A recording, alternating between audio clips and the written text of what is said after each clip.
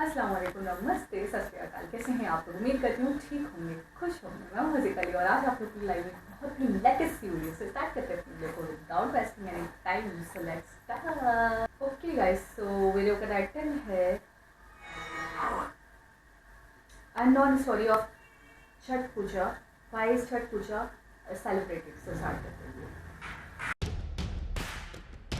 28 सितंबर 2024 Indian railways ने announce किया कि अक्टूबर के महीने से 7000 नई ट्रेन शुरू की जाएंगी, जो मुंबई, दिल्ली, कोलकाता जैसे बड़े बड़े शहरों से बिहार तक का सफर तय करेंगी। ये ट्रेन्स इन शहरों में रह रहे उन लोगों के लिए शुरू की जा रही थी जो इस दौरान अपने गाँव जाने वाले थे। लेकिन सफर तय करने वाले लोगों की संख्या इतनी ज्यादा थी कि ये ट्रेनें भी कम पड़ गई। इस दौरान ये देखा गया कि ट्रेन पैसेंजर से इतनी भरी हुई थी कि लोगों को वॉशरूम में भी ट्रैवल करना पड़ रहा था। 10-10 लोग ट्रेन के वॉशरूम में भरे हुए थे। पर आखिर इस सब की क्या जरूरत थी? लोग क्यों इतनी मुश्किलें सहकर इस सफर पर निकले हुए थे? दरअसल ये लोग अपने गांव जा रहे थे एक त्योहार मनाने, एक ऐसा त्योहार जो बिहार का सबसे बड़ा त्योहार माना जाता है। एक ऐसा त्योहार जिसे मनाने के लिए करोड़ों लोग शहर से अपने गांव जाते हैं। सूर्यदेव और देवी प्रकृति के सम्मान में मनाया जाने वाला वो त्योहार जिसमें लोग पूरे 36 घंटों तक भूखे प्यासे रहकर पूजा करते हैं, छठ पूजा। लेकिन ऐसा क्या है जो इस त्योहार को इतना खास बनाता है? क्यों लोग अपना कामकाज छोड़कर एक त्योहार मनाने गांव चले जाते हैं?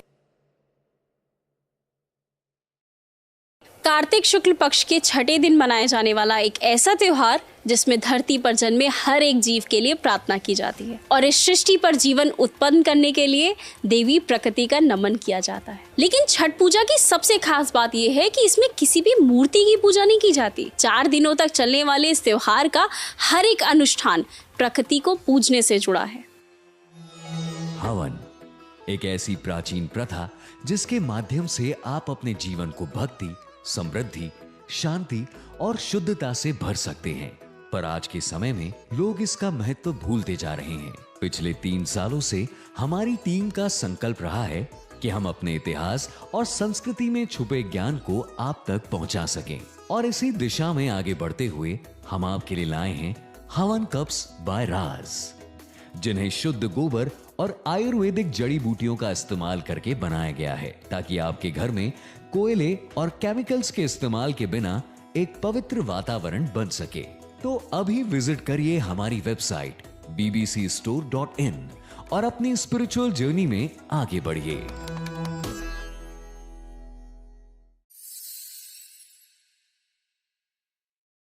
नेचर वर्शिप एक ऐसी प्रथा जिसके बारे में हमारे वेद शास्त्रों में लिखा गया है।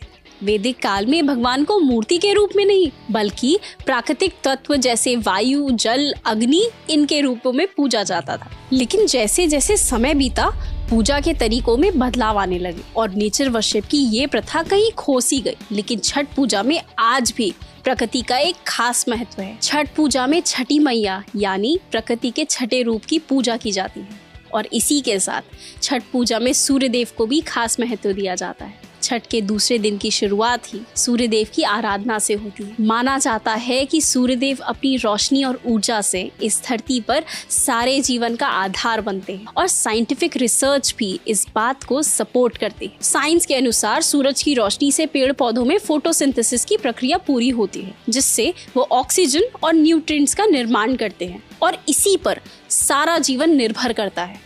और सूर्यदेव के इसी महत्व को हमारे वेदों में स्पष्ट किया गया है। लेकिन छठ का ये त्योहार सिर्फ नेचर वर्शिप तक सीमित नहीं है। इसे इतनी श्रद्धा और भक्ति के साथ निभाने के पीछे एक कहानी जुड़ी है।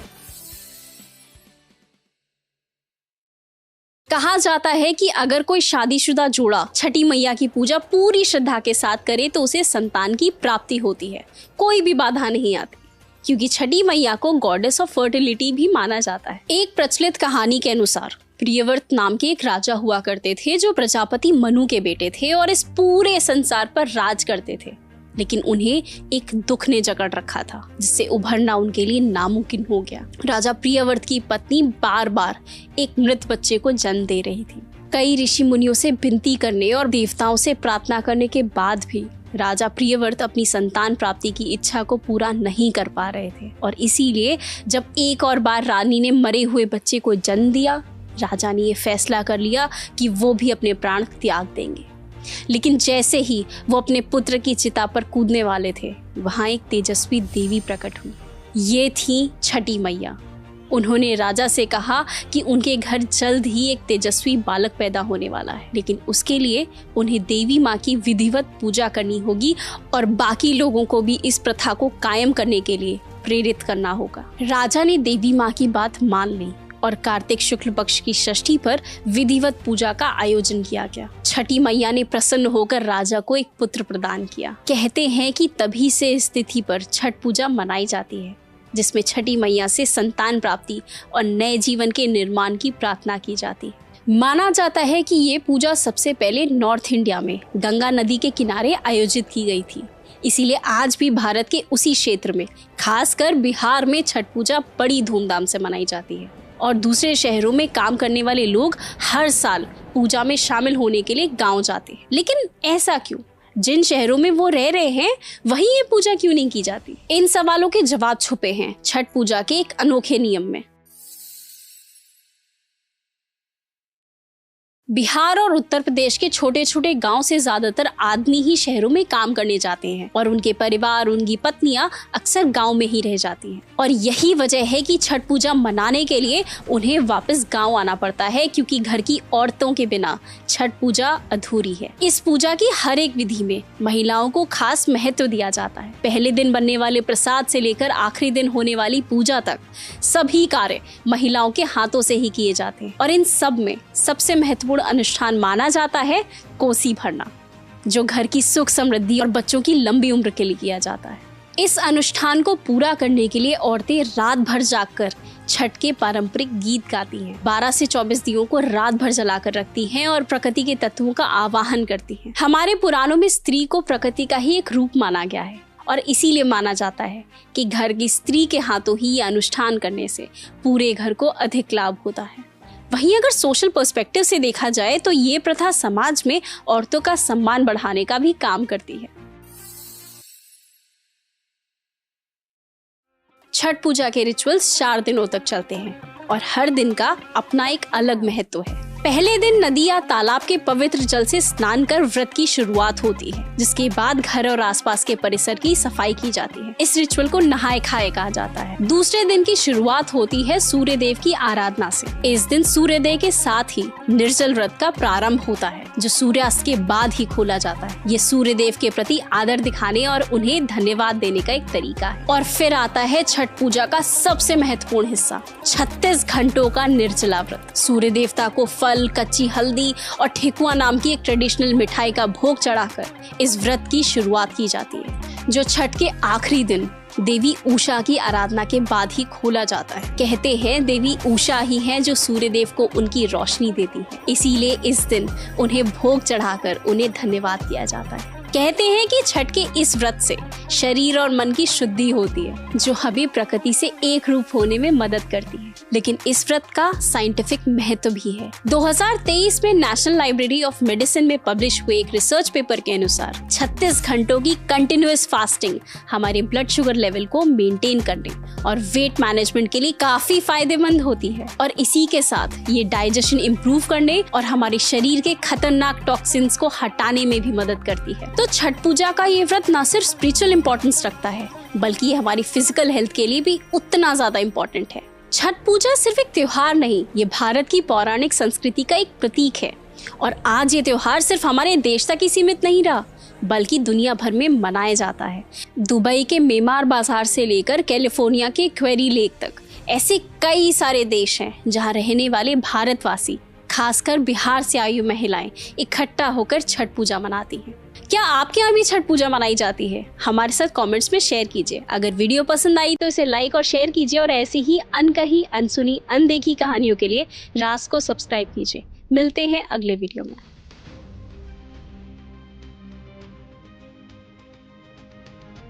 बहुत आला। अच्छा, राज की जितने भी मैंने वीडियोस देखे हैं उसके अंदर वाकई कोई ना कोई एक ऐसी बात होती है, ऐसी सनसनीखेज बात से स्टार्ट होती है वो वीडियो कि आपके दिल में, आपके दिमाग में फौरन ही सवाल आता है कि सच में, जैसे ये ट्रेन के अकेली, वो लोग बहुत ज़्यादा थे, ट्रेन फुल थी, 60,000 ट्रेन भी कम पड़ गई थी। इससे स्टार्ट हुई। इससे पहले वाली वीडियो जो थी वो रेडियो में था, शो आने वाला था, तो होता था, रामायण स्टार्ट की थी और उस हवाले से, रामायण के हवाले से थी पूरी वीडियो। अच्छा, ये थी छठ पूजा के हवाले से। तो काफ़ी इन्फॉर्मेशन हमें मिल गई इसके अंदर, और जो नहीं भी जानते थे इस पूजा के हवाले से, वो भी काफ़ी मतलब उनको भी नॉलेज मिलेगी।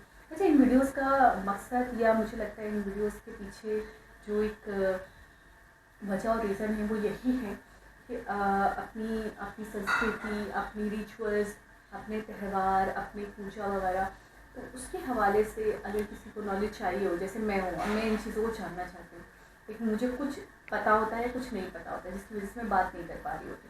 तो ये बहुत, मैं कहूँगी, बेहतरीन प्लेटफॉर्म है। इस तरीके की वीडियोस बेहतरीन ज़रिया हैं किसी भी नॉलेज को इकट्ठा करने के लिए, किसी भी रिचुअल के हवाले से जानने के लिए। तो बहुत बेहतरीन वीडियोस होती हैं ऐसी कि आप देखो तो आपको A to Z पूरी बात पता चल जाएगी, और काफ़ी ब्रीफिंग के साथ, काफ़ी डिटेल के साथ समझाया जाता है। अच्छा, एक सवाल ये आ रहा था मेरे दिमाग में, जैसे छठ पूजा होती है, तो छठी मैया बता रही थी कि वो उनकी पूजा करने से, या ये पूजा करने से संतान, यानी कि एक औलाद की आपको नेमत मिलती है, और इसके अलावा मतलब घर की शांति, और अपनी एक शांति के लिए, अपने दिमाग की शांति के लिए, अपने मतलब अपने आप को शुद्ध करने के लिए भी ये पूजा की जाती है। तो मैं ये पूछना चाहती थी, जैसे बिहार का उन्होंने 2-3 बार बोला कि बिहार में मनाई जाती है, और नॉर्थ इंडिया में सबसे पहले मनाई गई, बिहार में बहुत धूमधाम से मनाई जाती है। तो बिहार के अलावा दूसरे, जैसे महाराष्ट्र हो गया, गुजरात हो गया, और भी बहुत सारे स्टेट्स हैं, राजस्थान वगैरह हो गया, तो क्या मैं हमेशा, मेरा सवाल यही होता है कि जैसे दिवाली है, जैसे होली है, तो वो हर स्टेट में मनाई जाती है, हर कंट्री में ही मनाई जाती है, इतना बड़ा त्यौहार होता है।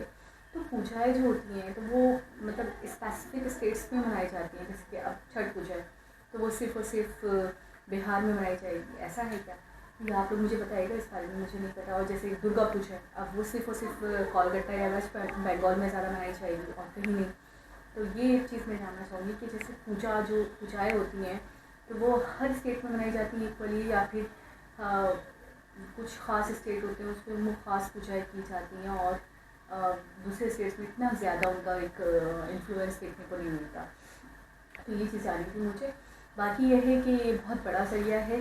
अच्छा, ये शांति और अपने आप को शुद्ध करना, और अपने आप को सुकून में लाने का, अपनी मेडिटेशन का भी बहुत बेहतरीन ज़रिया है। लोग कहते हैं कि पूजा है, हवन, ये सब जो है, इससे आपको बहुत शांति मिलती है, दिमागी तौर पे आपको बहुत सुकून मिलता है, और इसमें कोई दो राय नहीं है। ये मैंने बहुत जगहों पे पढ़ा भी है। और देखिए, एक जैसे हमारी नमाज हो गई, रोज़ा हो गया, तो ये सारी जो चीज़ें हैं, इसमें भी जैसे कहीं ना कहीं साइंटिफिक रीजंस छुपे हुए हैं।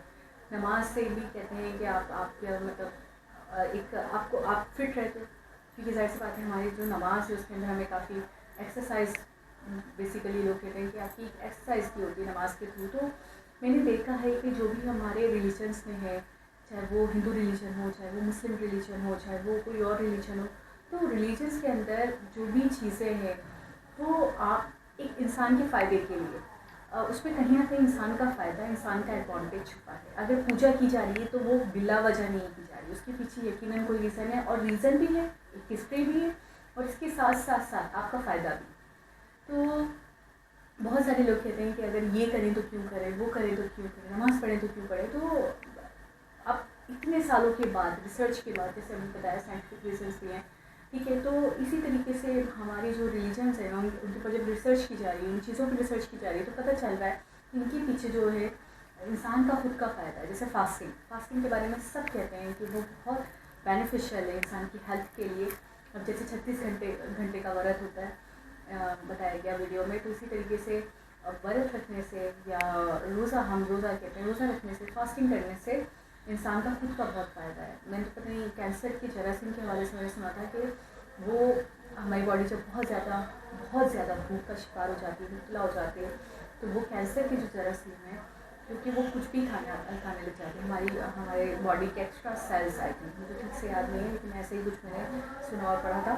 तो वो खाना शुरू कर देती है और उसके बाद वो कैंसर के जो जर्म्स होते हैं उसको भी वो खा लेती है। तो जिसकी वजह से फास्टिंग रिसर्च से साबित हुआ है कि फास्टिंग से आपके अंदर कैंसर होने के जो इम्कानात हैं वो बहुत ज़्यादा कम हो जाते हैं। तो ये अपने आप में बहुत कमाल की बात है और ये इतने सालों के बाद ठीक है पता चल रही है। व्रत का कॉन्सेप्ट या फास्टिंग का कॉन्सेप्ट पुराना है, लेकिन रिसर्च के बाद अब जाके हमें नॉलेज मिल रही है, हमें पता चल रहा है कि हमारे लिए बहुत इसके अंदर फ़ायदा है, इसमें एडवांटेज है, इसमें हमारा ही नफा छुपा हुआ है।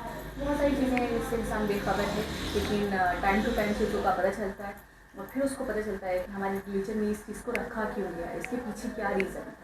बहुत सालों के बाद ही सही, लेकिन पता चल जाता है हमें नॉलेज हो जाती है।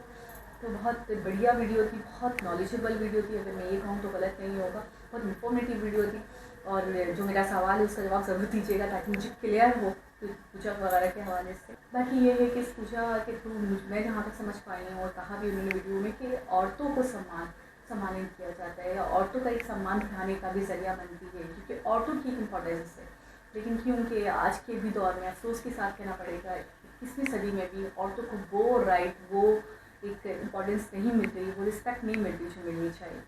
तो ये पूजा औरतों को सम्मान दिलाने में, औरतों की रिस्पेक्ट बढ़ाने का भी ज़रिया बनती है कि औरतों के बगैर हो ही नहीं सकती। इसमें विमेन का होना बहुत ज़रूरी है, बहुत लाजमी है। जो शख्स अगर कोई काम करने के लिए आउट ऑफ सिटी गया हुआ है, आउट ऑफ टाउन गया हुआ है, तो वो चाहे कि मैं वहीं पूजा कर लूँ तो वो नहीं कर सकता, वो इम्पॉसिबल है, क्योंकि इसका नियम है कि औरतों का होना बहुत ज़रूरी है। क्योंकि सारे जो भी काम हैं वो औरतों के थ्रू ही होते हैं, उनके बगैर इम्पॉसिबल है, नहीं हो सकते, नामुकम्मल है। ये बहुत बड़ा रीज़न है कि औरतों को इससे रिस्पेक्ट मिल रही है। कि बहुत ही बढ़िया वीडियो थी, इन्फॉर्मेटिव वीडियो थी। दोबारा किसी वीडियो के साथ आपसे मुलाकात होगी। जब तक अपना बहुत सारा ख्याल रखें।